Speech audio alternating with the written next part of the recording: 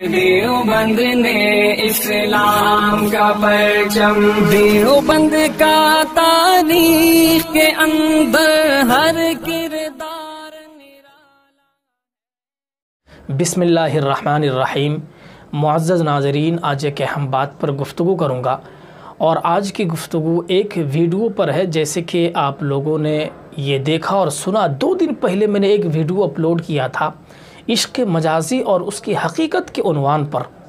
تو کچھ لوگوں کا یہ کہنا ہے کہ شادی سے پہلے تو بات چیت کرنے کی اجازت ہونی چاہیے، یعنی ہم جس لڑکی کے ساتھ منگنی کر لیتے ہیں اور ہم پہچان نہیں پاتے ہیں کہ لڑکی کی حقیقت کیا ہے، لڑکی کی اصلیت کیا ہے، اور جب ہم بات چیت کر لیتے ہیں تو پھر کبھی ایسا بھی ہوتا ہے کہ لڑکی خود بخود بول دیتی ہے کہ میں فلاں چیز کر چکی ہوں، فلاں چیز کر چکی ہوں، تو پھر اس سے حقیقت کا پتہ چل جاتا ہے۔ تو کچھ لوگوں کا یہ سوال ہے کہ شادی سے پہلے اس کی اجازت ہونی چاہیے۔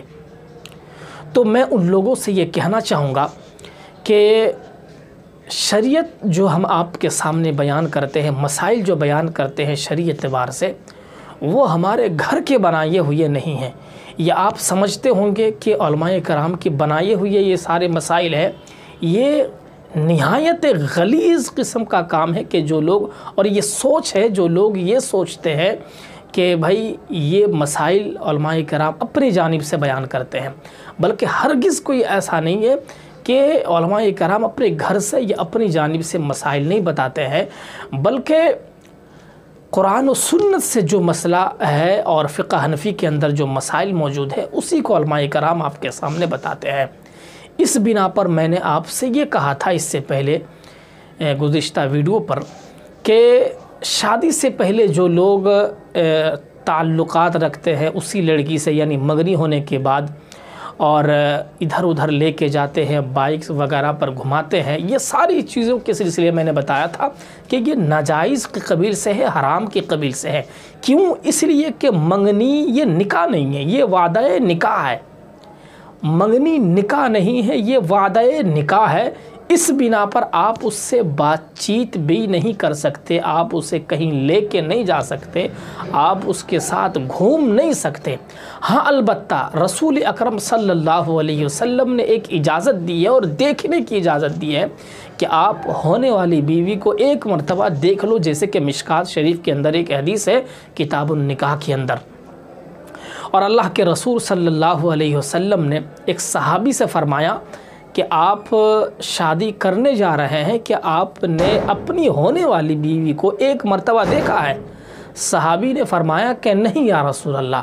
اللہ کے رسول صلی اللہ علیہ وسلم نے فرمایا فانظروا الیہا، آپ اس کو دیکھ لو، یہ بہتر ہے اور مستحب ہے۔ تو بس اسی کی اجازت ہے، ورنہ آپ یہ سمجھتے ہوں گے کہ شادی سے پہلے ہم لڑکی کو سمجھنے کے لیے، لڑکی کو جانچنے کے لیے، لڑکی کو پرکھنے کے لیے ہم اس کے ساتھ گھومیں گے، اس کے ساتھ بات چیت کریں گے، رات بھر جو ہے چیٹ وغیرہ کریں گے، اور لڑکی جو ہے اپنی جو پچھلی زندگی ہے وہ ساری چیزیں آپ کے سامنے قبول کر لے گی۔ اس کی اجازت نہیں ہے۔ البتہ ایک چیز کی اجازت ہے لڑکی کو جانچنے کے لیے، لڑکی کو پرکھنے کے لیے، کہ آپ پڑوسی سے معلومات کریں اس لڑکی کے سلسلے میں کہ لڑکی کی اصل زندگی کیا ہے، اصلی حالت کیا ہے۔ اس کے سلسلے میں آپ پڑوسیوں سے پوچھ سکتے ہیں، اس کی اجازت ہے، یہ غیبت اور چغلی کے اندر یہ داخل نہیں ہے۔ تو اس کی اجازت ہے، آپ پوچھ سکتے ہیں اس لڑکی کے سلسلے میں کہ بھائی فلاں کی لڑکی کیسی ہے، کس نہج پہ رہتی ہے، کیا طریقہ ہے، کیا پڑھی ہے، یا آپ پوچھ سکتے ہیں۔ اسی سے اندازہ ہو جائے گا کہ بھائی لڑکی کی حالت کیا ہے، لڑکی کی کیفیت کیا ہے، یہ ساری چیزوں کے سلسلے معلومات آپ کو حاصل ہو جائے گا۔ تو اس بنا پر شریعت آپ کو اجازت دیتی ہے کہ آپ پڑوسیوں سے پوچھ سکتے ہیں۔ لہٰذا اگر آپ شادی سے پہلے تعلقات قائم کرتے ہیں، شادی سے پہلے آپ ہوٹل وغیرہ پر رہتے ہیں، یہ شریعت کی جانب سے ناجائز اور حرام ہے۔ اسلام اس چیز کی اجازت نہیں دیتی، کیونکہ ہندوؤں میں اور کافروں عیسائیوں کے اندر یہ طریقہ ہے کہ وہ لوگ شادی سے پہلے 1 مہینہ 2 مہینہ 3 مہینہ اسی کے ساتھ زندگی گزارتے ہیں، اور عیسائیوں میں تو اس طریقے پر ہے جیسے کہ ہم نے دیکھا اور سنا بھی کہ 1 سال تک جو ہے رہنے کی کوشش کرتے ہیں، اور جب اس لڑکے کو ٹھیک لگتا ہے تو پھر جو ہے شادی کر لیتے ہیں، جب ٹھیک نہیں ہوتا تو ہم بستری وغیرہ کر کے پھر جو ہے چھوڑ دیتے ہیں اس طریقے پر۔ تو شریعت اس چیز کی اجازت نہیں ہے، اجازت نہیں دیتی ہے شریعت۔ اور لوگ یہ کہتے ہیں کہ اسلام کے اندر ظلم ہے، زیادتی ہے۔ دیکھیے اسلام کے اندر تو لڑکی کو دیکھنے کی بھی اجازت نہیں ہے، بس ایک مرتبہ کے علاوہ۔ اب بات چیت نہیں کر سکتے ہر وقت، لیکن کافروں کی جو ہے مذہب میں اور عیسائیوں کے مذہب میں 1 سال 2 سال رہنے کی اجازت ہے۔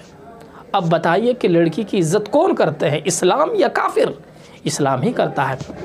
تو اس بنا پر آپ سوچ سکتے ہیں کہ اسلام ایک نہایت ہی مہذب مذہب ہے اور جو ہے ایک پاورفل مذہب ہے۔